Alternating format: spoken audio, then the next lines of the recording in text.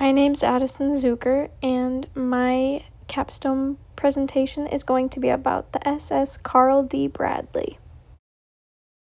Throughout this presentation, we'll cover the information of the SS Carl D. Bradley. We'll talk about its career, the night that the tragedy struck, the survivor and those who were lost, and the long-term effects that followed. Section 1 will cover the overall information of the SS Carl D. Bradley. The important details were that the construction was completed in 1927. It used water tube boilers instead of the classic fire tube boilers. It had turbo-electric drive to push it through the water. It was 638 feet in length. It also had a 65-foot beam, a depth of 33 feet, and the cargo capacity was 14,000 tons of crushed stone. It even featured a gyro compass and gyro pilot, and it had newer innovations like the auxiliary machinery and the self-unloading function, which made it the most up-to-date steamer on the Great Lakes at that time. The records it held were it was the second ship to use water tube boilers. It was the longest and largest boat on the Great Lakes up until the Edmund Fitzgerald was invented or created. And it also set the record for how much crushed stone was transported.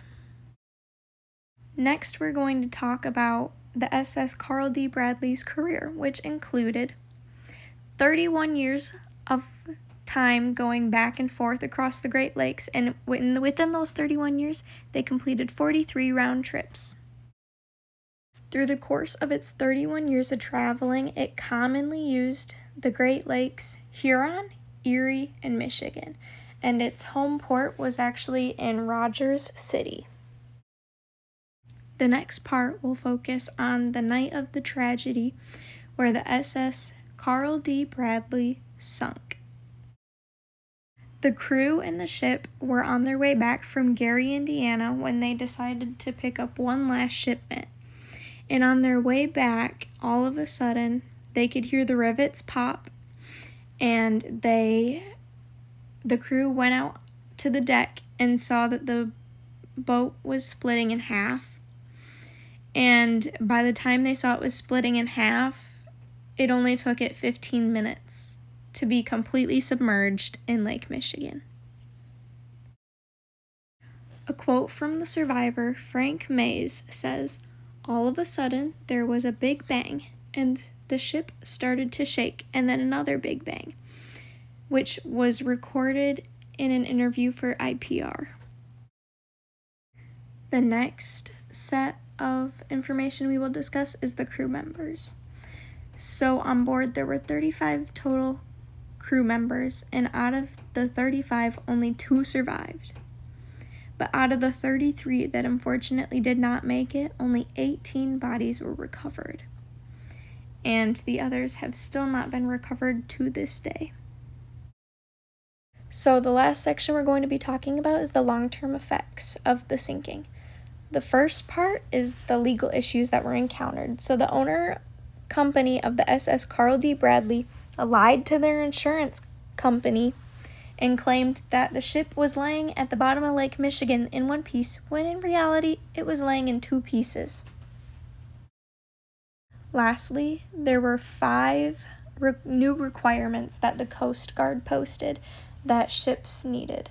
The first was that life jackets got 2 new upgrades. The first was the strap that went around their groin in order to prevent the life jacket from slipping up on the person while they were wearing it in the water. The second was a supportive neck spot so that the head was supported while they were floating in the water. The second was that additional lifeboats were to be added to vessels of 300 gross tons and more. They needed an additional lifeboat on board in the Great Lakes so that they were sure that there would be enough lifeboats for the crew members on board, because that was not the case for the crew on SS Carl D. Bradley. The next is that there be 2 painters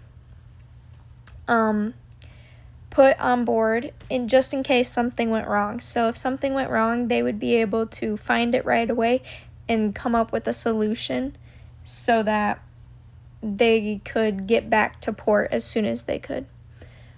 The 4th addition was that they needed 6 flares to be kept on board, but they weren't just any ordinary flares. These flares had parachutes, so that way they could be shot in the air and slowly trickle down in the sky so that they could be spotted easier. And then the final requirement is that during the spring, after the sinking of the SS Carl D. Bradley, is that when people were going over the area of the sinkage, that they needed to keep an eye in the water because they were not exactly sure where the hull of the SS Carl D. Bradley exactly was. And all 5 of these new requirements were added to ensure the safety of those who were on board of the vessels.